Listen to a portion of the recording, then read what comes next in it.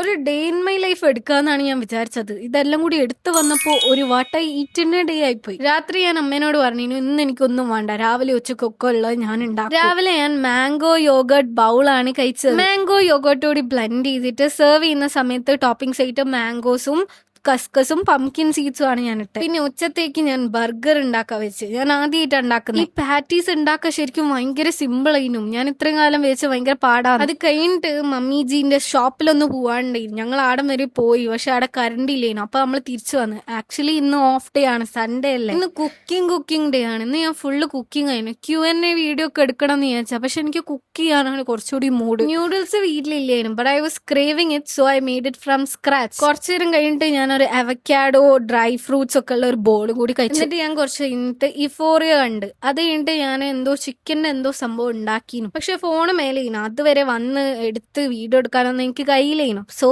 That's it. ഇന്നത്തെ ദിവസം കഴിഞ്ഞു.